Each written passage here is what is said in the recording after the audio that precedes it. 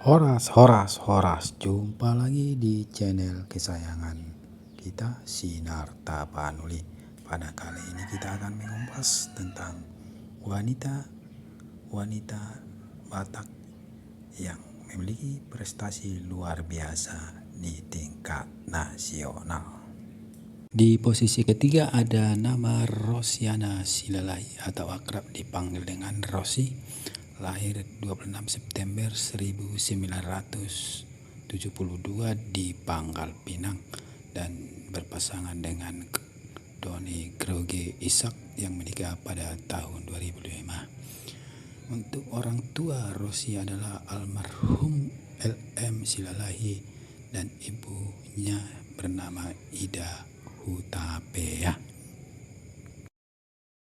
Semenjak SMA, Rosi telah menunjukkan bakatnya di bidang jurnalistik dengan aktif mengikuti kegiatan ekstrakurikuler di majalah dinding sekolah dan aktif juga di majalah sekolah saat itu.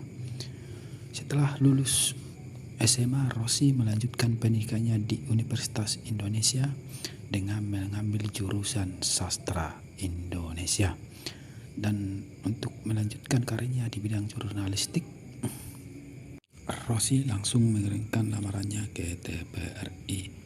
Sambil menunggu panggilan kerja, Rosi sempat bekerja sebagai karyawan di perusahaan periklanan selama beberapa bulan. Dan akhirnya dipanggil juga oleh TVRI dan bekerja sebagai naralapor. Karir Rosi terus menanjak. Pada tahun 1998, Rosi diterima di salah satu media besar SCTP dan terpilih sebagai pembaca berita utama. Semasa berkarir di SCTP, Rosi menunjukkan prestasinya dan beberapa kali menerima penghargaan, mulai dari penghargaan pembawa acara talk show terfavorit pada tahun 2004 dari Panasonic Global Award. Setahun kemudian, tepatnya pada tahun 2005, Rosi lagi-lagi mendapat penghargaan dan terpilih sebagai pembaca berita terfavorit dari Panasonic Award. 2 tahun berselang, Rosi kembali mendapat penghargaan dari Panasonic Award sebagai pembaca berita terfavorit, tepatnya pada tahun 2007. Sempat vakum beberapa tahun dari dunia jurnalistik.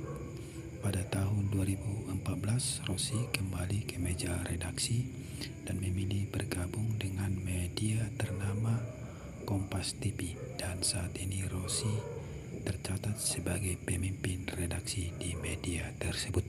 Untuk posisi selanjutnya atau posisi kedua, kita memilih Ibu Miranda Gultom. Wanita Batak satu ini lahir di Jakarta pada 19 Juni 1949 dan merupakan seorang akademisi atau pengajar di FEBUI dan memiliki banyak gelar, yakni Profesor Dr. Miranda Suarai Gultom, SE, MBA, PhD, dan menikah dengan Erwin Sir. Miranda Gultom mendapatkan pendidikan sarjana di Fakultas Ekonomi Universitas Indonesia, dan untuk S2 dan PhD-nya didapatkan di Boston University, Amerika Serikat, dan memulai karir sebagai koordinator dan staf pengajar untuk kursus jangka pendek jangka panjang di program perencanaan Bappenas Fakultas Ekonomi Universitas Indonesia pada tahun 1975. Pada tahun 1991, Miranda Gultom melanjutkan karirnya sebagai konsultan bagi World Bank di Washington DC dalam proyek Investment Decision. Pada tahun 1993, Miranda Gultom kembali mengajar di Fakultas Ekonomi dan Bisnis Universitas Indonesia dan aktif sebagai asisten menteri Menko Eko Westbank RI. Karena memiliki prestasi yang luar biasa, pada tahun 1995 Miranda Gultom kembali dipercaya sebagai konsultan untuk World Bank dalam proyek Real Effect of Financial Liberation. Tak berhenti di situ, karir Miranda Gultom terus menanjak dan pada tahun 1997 beliau dipercaya menjabat sebagai pimpinan konsultan dan peneliti untuk USAID Jakarta dalam proyek The Role of Women in Micro Enterprise Indonesia. Pada periode 1997-2003, Miranda Gultom terus menanjak karirnya dengan terpilih sebagai Deputi Gubernur Bank Indonesia.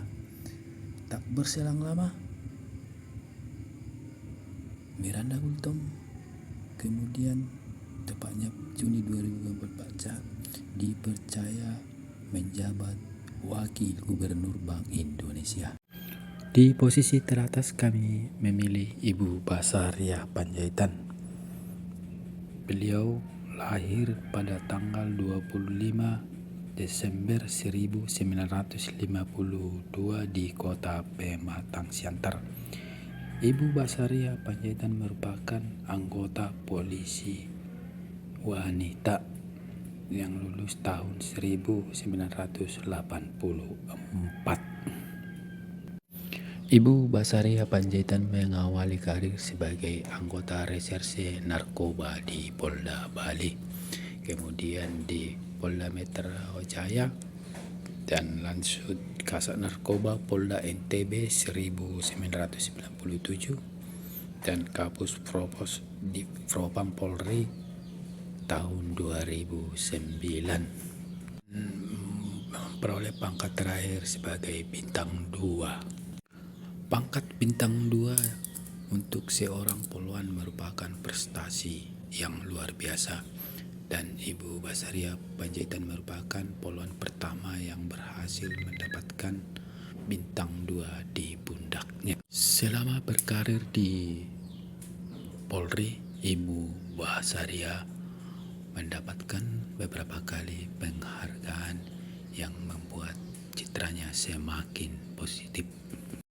Penghargaan yang pernah diraih oleh Ibu Basaria Panjaitan adalah pernah mendapat bintang Naraya dari Mabes Polri, Satya Lencana Pengabdian 8 tahun dari Mabes Polri, Satya Lencana Karya Bakti dari Mabes Polri, dan untuk jabatan terakhir yang diemban oleh Ibu Basaria Panjaitan ialah sebagai Wakil Ketua KPK tahun 2015.